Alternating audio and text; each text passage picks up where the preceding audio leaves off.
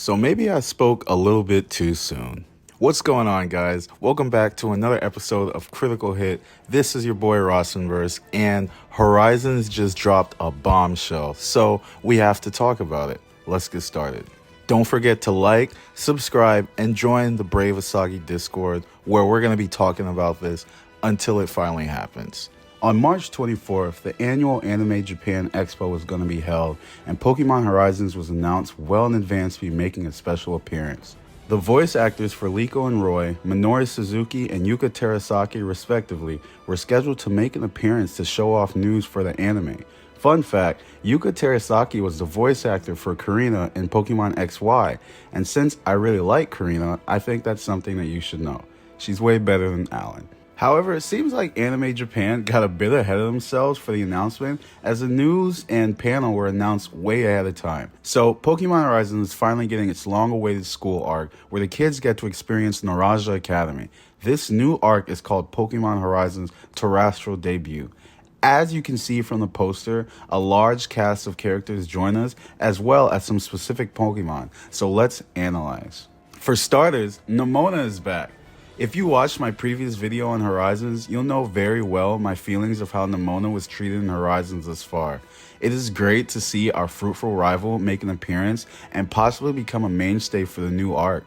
Also, her Palmo has evolved into a Palmont, so that's awesome. Nemona isn't the only friend making an appearance, as if you look to the bottom left, you'll see a very special Pokemon, a Mabosif, which seems like a very obvious tie-in to Arven. Unfortunately, there's not an evolution in sight, or any Team Star Pokemon for that matter, in general. So it may be a little while before we finally get to see Penny, our girl, finally show up. Next up, our trio of heroes have finally got some new drip. Finally. To start off, all three of them have Teral Orbs now, which means the battle training that I was complaining about from before is now finally maybe being addressed. Liko Sprigatito has also finally evolved into a Florigato, which must mean something big will happen with this upcoming Explorers finale in the next couple episodes that they're obviously building up to. So Watro, Tinkatuff, and Hatena are all here, which is always good to see. However, curiously enough, from the RVT side, the only Pokemon present are Captain Pikachu and the recent addition, Mousehold. We'll talk more about that later. Finally, the biggest reveal of this announcement is the introduction of the Paldea Elite Four, as well as fellow gym leaders, Brassius and Iono, who already made an appearance in Horizons, as well as new additions, Katie and Grusha. Larry has already made an appearance from Horizons before, but just as a background character. Now joining him are Poppy, Hassel, and our favorite, Rika. This really seems to be that school arc that will serve more as like a big training arc for the characters, with our heroes developing at Naranja Academy, doing a chorus alongside some of the gym leaders of Paldea. I'm not too confident in the idea that this group would travel around Paldea, so I don't expect a treasure hunt on like a grand scale, but it's interesting how things will play out. We only have like a week left to, wait for more information, so let's stay tuned until then. So to close things out, I want to bring up some concerns I have with this revelation. To begin with, the Rising Voltaclers are completely absent from this poster, unlike the previous two for the previous arcs. While Captain Pikachu and Mousehold are present, they could instead serve as like bodyguards for the trio while they're attending school. With our main cast of characters potentially shifted, it definitely gives off a feeling of a bit of a gambit for the show, similar to when Brock was replaced with Tracy in the Orange Islands. Alongside the RVTs are the Explorers, who also have no presence in this poster. The last time we saw Amethio, he had already acquired his own Terra Orb, so it'd be kind of strange for him to not make an appearance in an arc centered around Terra Orbs. And also, the hero Pokemon. So while Terapagos is full of energy in the poster, its best friend Rayquaza is nowhere to be seen. It seems like the whole plot of Horizons has changed directions, as this new arc looks completely disconnected from the previous. I mean, while there was speculation from certain fans that Horizons may run off course and focus on a different story to build things up, I'm not too sure if this is the way to go.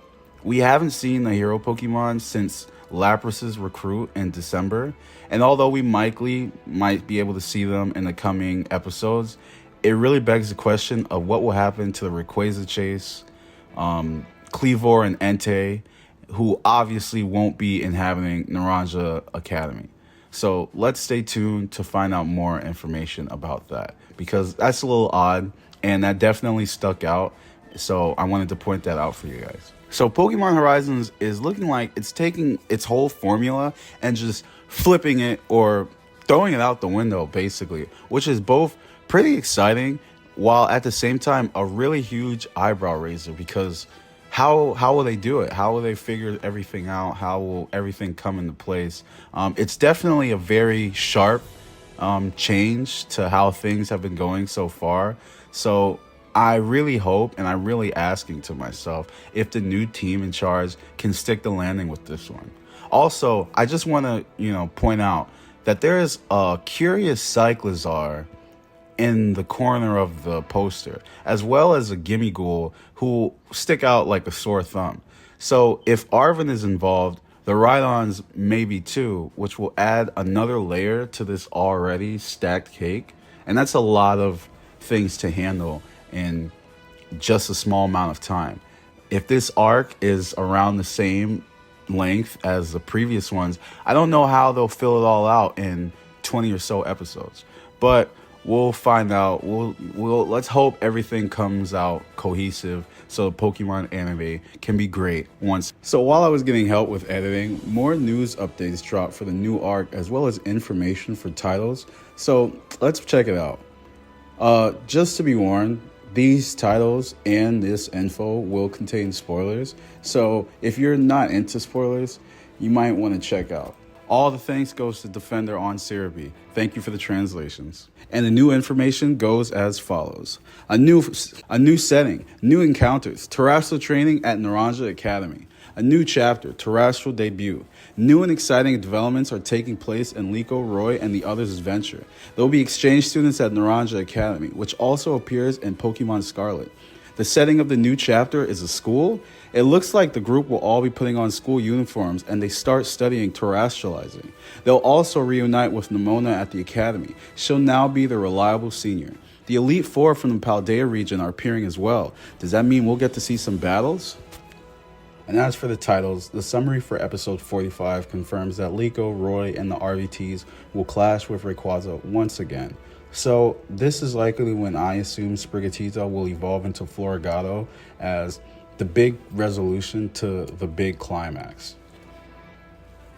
So with their introduction of the new school setting, I really wonder if Anne, Liko's friend at Indigo Academy, will also be able to make an appearance. Maybe she transfers to the school too. What about Amethio, Konya, and Zerg? Maybe they can join as well since the school is for all ages. It's all fun to speculate, and it really piques my interest. And with that, I think we're good for now until next week when the big announcement is really made. Thank you guys so much for checking in to another episode of Critical Hit. I'm Rostenburst, and I hope you have a good one. Peace.